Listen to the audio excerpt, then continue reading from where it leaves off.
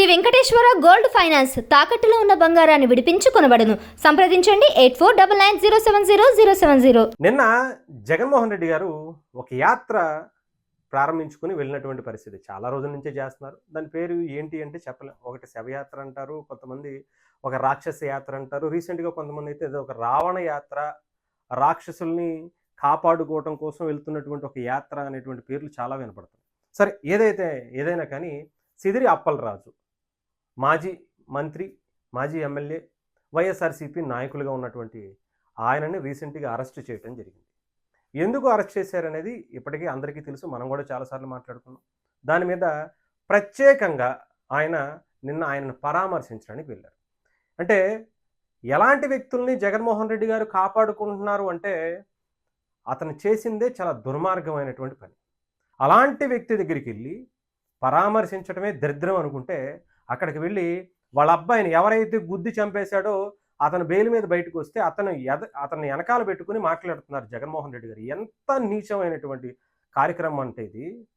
ఆ గుద్దినటువంటి వ్యక్తి అక్కడ ఉన్నాడు, నీకేం కాదు, నువ్వు చిన్నపిల్లోడివి, గుద్దేస్తే రేపొద్దున ఇలాంటిది కాకపోతే ఇంకొకటి చెయ్యి, చిన్నపిల్లోడివి, నువ్వేం కాదు అని వదిలేస్తాం అనేటువంటి ఒక ఆలోచన ఆ పిల్లోడి క్రియేట్ చేయటం, భరోసా కల్పించటం, ఇలాంటి కార్యక్రమాలను ఇంకా చెయ్యాలి అనేటువంటి ఎంకరేజ్మెంట్ చేయటం అనేది అక్కడ చేసినట్టుగా కనిపించింది. రేపొద్దున అదే ఆ పిల్లోడు నిజంగానే అధికారంలోకి జగన్మోహన్ రెడ్డి గారు వస్తే, లేదంటే ఇప్పుడు జగన్మోహన్ రెడ్డి గారు అధికారంలో ఉండుంటే ఇంకా ఇలాంటి కార్యక్రమాలు చేసుకోండి, బైక్ వేసుకుని కాకపోతే కారు వేసుకుని గుద్దేయి, లేకపోతే లారీ వేసుకొచ్చి గుద్దేయి, ఏదైనా వేసుకుని ఎంతమందిని కావాలంటే అంతమందిని గుద్దేసుకుని వెళ్ళిపో, బయటికి తీసుకొచ్చేందుకు నేను ఉంటా అనేటువంటి ఒక భరోసాని అతనికి ఇచ్చాడు అనేటువంటి భావనలో అతను ఉంటాడు, డెఫినెట్గా ఉంటాడు.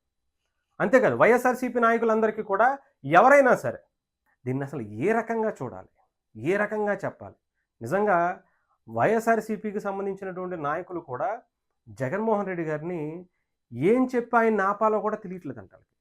సజ్జల గారు లాంటి వ్యక్తులు కూడా జగన్మోహన్ రెడ్డి గారికి చెప్తుంటే వినట్లేదంట.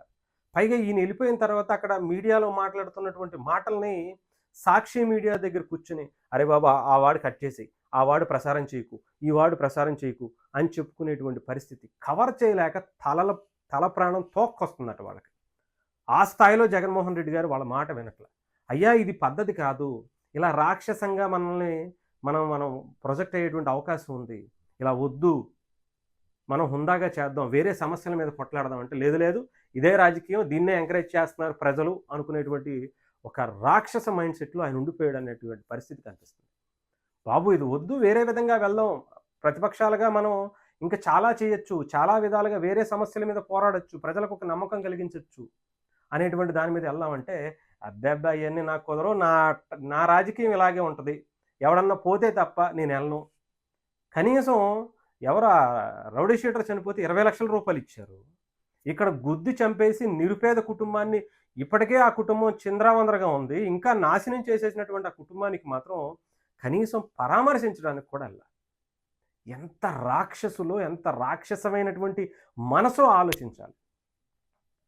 కనీసం ఆ కుటుంబాన్ని మేము ఆదుకుంటాం, మా పార్టీ తరపున ఎంతో కొంత ఇస్తాం, జరగకూడదు జరిగింది అనేటువంటి ఒక్క మాట కూడా జగన్మోహన్ రెడ్డి గారు మాట్లాడకపోవటం, ఈ యాత్రని ఆయన ఏ రకంగా రాజకీయంగా యూజ్ చేసి, మళ్ళీ పైగా బీసీ నాయకుడు ఆయన, అవతల చనిపోయింది కూడా బీసీయే, గొర్రెల కాపరి అతను, ఇక్కడ చంపేసింది కూడా బీసీ నాయకుడే.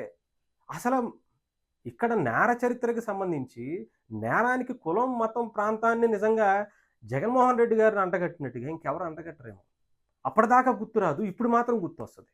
అది కూడా ఇంత క్రూరంగా, నీచంగా వ్యవహరించినటువంటి వ్యక్తుల దగ్గర. ఏంటో నిజంగా వైఎస్ఆర్సీపీ సంస్కృతి ఇదే గనక అధికారంలోకి వస్తే ఎలా ఉంటుందా అని ప్రజలు భయభ్రాంతులకు గురవటం కాదు, అసలు టెన్షన్ పడిపోయేటువంటి వాతావరణాన్ని జగన్మోహన్ రెడ్డి గారు క్రియేట్ చేస్తున్నారు. వాళ్ళ నాయకులు చెప్తున్నా కూడా 2 వర్గాలుగా చీలిపోయింది అంటున్నారు వైఎస్ఆర్సీపీ. ఇది కరెక్ట్ కాదు అనేటువంటి వర్గం ఒక పక్క అయితే, ఇంకొక వర్గం ఏమో జగన్మోహన్ రెడ్డి గారు ఏది చేసినా సరే ఇంకా ఆయనకన్నా పెద్ద తోపు లేడు, ఆయనకి మించినటువంటి మేధావి లేడు, ఆయన వెళ్ళిపోని ఉండి అలాగే అనేటువంటిది. పైగా మంది వేసుకుని వెళ్ళిపోతున్నారు ఆయన ఎక్కడ పడితే అక్కడ. రేపు లోకల్ బాడీ ఎలక్షన్స్లో తేలిపోద్దిగా ఎంతమంది అక్కడ కనిపించారో వాళ్ళైనా సరే జగన్మోహన్ రెడ్డి గారు ఓటేస్తారు లేదనేది క్లారిటీ వచ్చేస్తుంది. ఈ 40% ఏదైతే 39%, 40% ఓట్లు ఉన్నాయని ఆయన విర్రబోగిపోతున్నారో దాన్ని పెంచుకుంటే చాలు అనేటువంటి ఆలోచనలో ఉన్నారో, దాన్ని కాపాడుకుంటే చాలు అనేటువంటి పరిస్థితి ఉంటుంది. సో, జగన్మోహన్ రెడ్డి గారు ఒక క్లారిటీ అయితే ఇచ్చేశారు. మాది రాక్షస పాలన. మేము రౌడీలకి, గూండాలకి, కూనీకోర్లకి ఇలా గుద్దేసి చంపేసిన వాళ్ళందరినీ కూడా ఎంకరేజ్ చేసుకుంటూ మేము ఉంటాము. మా పార్టీ సిద్ధాంతం అది. మా పార్టీ మేనిఫెస్టో కూడా ఇలాగే ఉంటది. ఎవరైనా సరే అలాంటి నేర చరిత్ర కలిగినటువంటి వ్యక్తులు మా పార్టీలోకి రండి. మేము అధికారంలోకి రాగానే మీ మీద ఉన్నటువంటి కేసులు తీసేస్తాం. తర్వాత మళ్ళీ మీరు ఫ్రెష్‌గా ఎన్నైనా కూనీకోర్లు, ఎన్నైనా కూనీలు చేసుకునేటువంటి అవకాశం ఉంటది అనేటువంటి ఒక మైండ్ సెట్‌ని ప్రజలకి సందేశాన్ని ఇస్తున్నటువంటిదిగా కనిపించింది.